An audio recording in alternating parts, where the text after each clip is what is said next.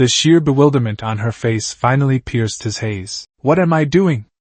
The realization hit him. He looked insane, driven mad by relief. He quickly released her hand, stumbling back a step, his cheeks flushing crimson. Sorry, he stammered, running a hand through his disheveled hair, trying to regain some semblance of composure. Got carried away. Apologies. He took a deep breath, forcing a more controlled, awkward smile. My name is Kang-woo. Han-seola suddenly winced and looked down at her leg. Kang-woo noticed she was hurt. He immediately asked if her wound hurt badly. Han-seola tried to say that it was just a small cut. However, Kang-woo saw that her knee was cut and bleeding quite a lot. She swayed a little and leaned on Kang-woo for support. As she did, a small, flat object fell out of her pocket onto the grass. Kang-woo's eyes widened. He thought the rectangular shape looked familiar. He saw it was a phone lying on the grass. He helped Han-seola sit down carefully against the tree. He told her not to strain herself and to sit for a while. He thought to himself that he must really be on Earth if phones like this existed here. He told Han-seola out loud that he would bandage her wound. She thanked him again. Kang-woo grabbed the edge of his own cloak. He tore off a strip of the sturdy fabric. He told Han-seola not to worry. While he carefully wrapped the bandage around her knee,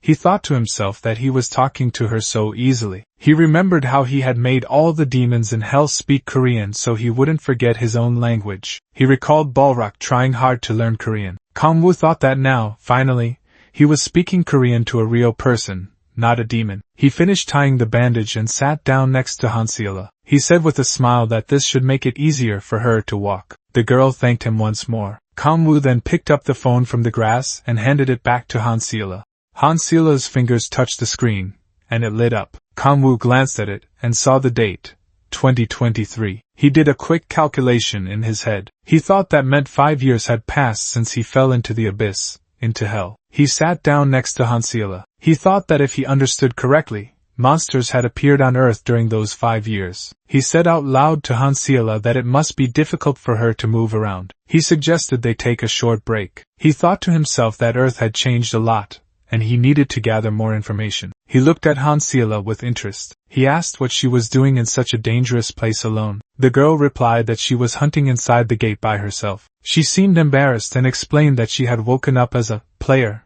only yesterday. She said she had foolishly decided to go hunting alone in an E-class gate right away. She called herself stupid for doing that. Kang-woo had many thoughts about solo hunting in players. He asked Han-seola out loud what her level was. She replied that she was level 6 since she had just awakened. Then she looked at Kang-woo curiously. She asked what a strong player like him was doing in an easy E-class gate like this. Kang-woo felt a little embarrassed. He thought that his own level was actually lower than hers right now. He just said out loud that it simply happened that way. He looked at the dead goblins around them and thought that it was understandable why she assumed he was strong. Just then, Han-seola shifted slightly and accidentally touched Kang-woo's shoulder. Her stomach suddenly growled loudly from hunger. She looked very embarrassed. Han-seola stood up quickly, maybe a bit too abruptly. She suggested they should get going. Kang-woo pointed out that her leg probably still hurt a lot. He asked if she was sure she could walk. Her bandaged leg trembled a little, but Han-seola told Kang-woo not to worry. She almost fell as she took a step. Kang-woo quickly grabbed her arm to support her. He told her that he would help her. Han-seola started to protest,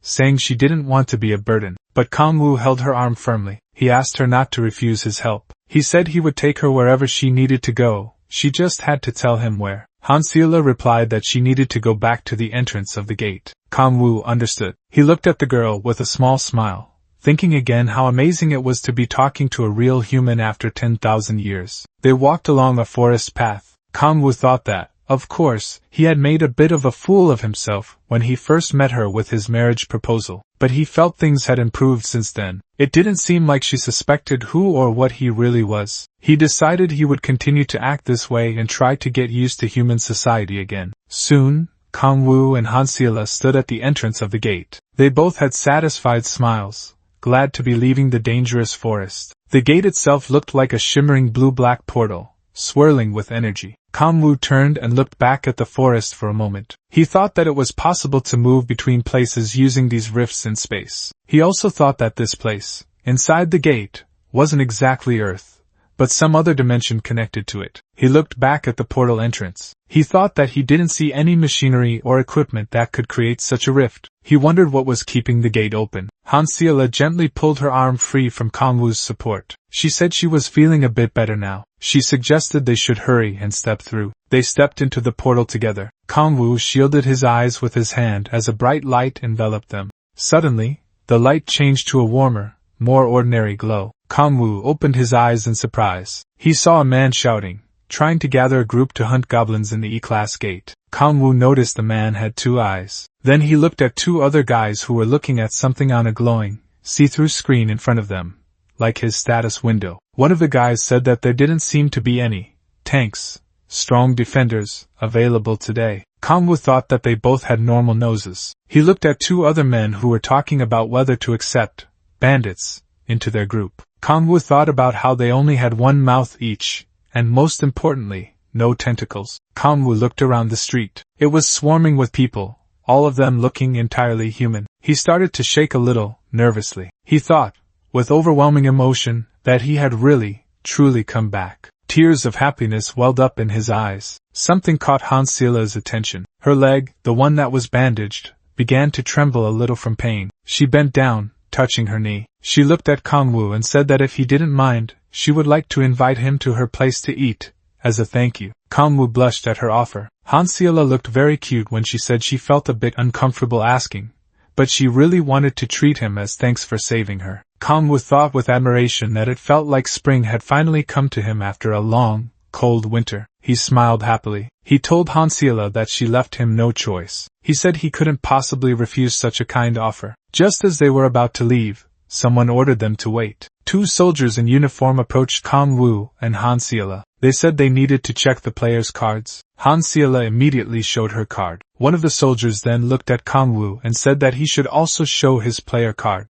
Kangwoo cursed silently under his breath. He exhaled and told the soldier he would show it now. He thought to himself that there was no help coming, so he would have to do things his own way, as he knew how. His eyes suddenly seemed to shimmer with a poisonous green light for a split second, unseen by the others. He pretended to reach into his pocket, and then held out his empty hand towards the surprised soldier. In reality, Kangwoo was using a subtle demonic power. He thought that he was distorting the soldier's perception of an empty hand, forcing him to see it as a player card. Behind the soldier, in Kangwoo's mind's eye, it was as if the demon Dalian, a master of illusion, was standing there. Kangwoo then mentally made a rude gesture at the imagined demon. It was this illusion of a card that the soldiers saw. The soldiers talked for a moment. One asked the other to get ready because their shift would soon end. Kangwoo thought to himself that he had gotten away with it this time. He then suggested to Hanseola that they should go. They were soon standing near a 5-story apartment building. Hanseola said that this was her house. She turned around, a little embarrassed, and mentioned that there was no elevator in the building, so they would have to walk up the stairs. Kangwoo happily smelled the faint, old scent of the building as they entered. They walked up the narrow stairs. Kangwoo ran his fingers along the cold, smooth banister. He looked at a dusty window on a landing. He clenched his fists. He thought that finally, everything felt real. He smiled and blushed a little. He realized that of all the places on earth he could be, he was going home with Hanseola. He thought to himself that this was a promising start to a new life. Kangwoo happily exclaimed to himself that this was a promising start to a new life. Suddenly, Hanseola opened an apartment door. She greeted her mother, who was surprised by her daughter's arrival. The joyful and raging emotions that had been building inside Kangwoo disappeared from his face in an instant. The mother hugged her daughter excitedly. She asked if Hanseola was hurt, or if she had been alone. Hanseola, her cheeks red, replied that she was not alone. She pointed to Kangwoo standing in the aisle. Here is her mother, Kangwoo said to himself in confusion. Is she really just going to feed me? He asked himself this discontentedly. A few minutes later, Hanseola introduced Kangwoo to her mother. She explained that he had saved her, so she invited him to have dinner with them. Hearing this, the mother immediately agreed. I am so grateful to you, she said happily, taking Kangwoo's hand with both of hers. She bowed her head and thanked Kangwoo for helping her daughter, adding that she did not know how to repay such kindness. Nonsense, Kangwoo immediately answered, gently letting go of the mother's hand. The mother seemed to come to her senses and led Kangwoo into the house. She told him not to stand in the doorway, after which, she said that although they lived modestly, they would always feed a guest well. Hearing this, Kang-woo smiled warmly and thanked the hostess. In his mind, however, he was still a little unhappy that they would all have dinner together. Then he suddenly thought that it was fine as it was, because he had suffered a lot in hell. At this time, Han-seola's mother went to the kitchen. She called her daughter to help set the table. The girl immediately rushed to help her mother. "Just change quickly," Han-seola said to her mother. But then, looking at notifications on her phone, she asked her mother if she had really sent her messages. Her mother immediately replied that she had, adding that Han-seola should always stay in touch when she went on a dangerous mission. Noticing the phone in the girl's hand, Kang-woo said in his head that he needed to get more information about this Earth. Without thinking twice, he turned to Han-seola. He immediately asked to borrow her phone for a while, saying he had misplaced his own. Hearing this, the girl turned to Kang-woo with a warm smile on her face. She answered, "Of course." After these words, she handed her smartphone to Kang-woo and told him not to be shy. She added that dinner would be ready soon. Taking the phone in his hands, Kang-woo immediately brought it close to his face and blushed with pleasure. In his head, he happily said that he really missed the tactile feedback of a smartphone. He thought it was a magical feeling, especially after so many years of separation. Then, suddenly, after a moment, he became serious. Taking off his cloak and sitting on a chair, he said to himself that he needed to get down to business. Kang-woo understood that he had to get information. In his head, he began to think about where to start. After a few seconds,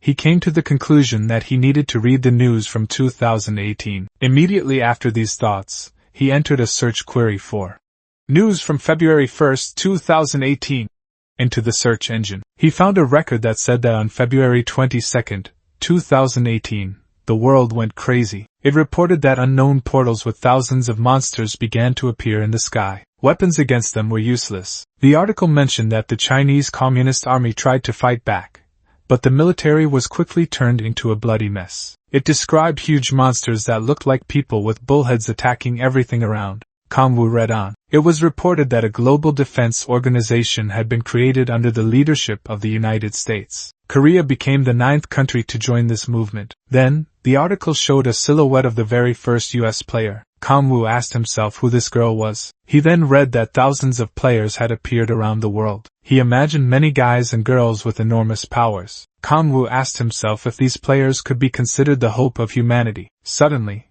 as he was flipping through this news, he came across an article whose title was Holocaust Day. The entry itself was published on February 22nd. Seeing this date, Kang-woo remembered the last moment he was in this world. He realized that it was on that exact day that he was sucked into hell. After that, he put his hand to his chin. Looking away, he asked himself in surprise if it was really on that day that the portal to hell opened, and he was just unlucky enough to end up there. Then, he hissed to himself and said that articles could write anything. After these words, Kang-woo began to swipe the phone screen again. He said to himself that he would need to find out more. Suddenly, Han-seola shouted that dinner was served. A pot of food was placed on the opposite side of the table. Kang-woo, putting the phone aside with a joyful smile on his face, thanked the hostesses. Suddenly, his eyes widened in surprise. "Really?"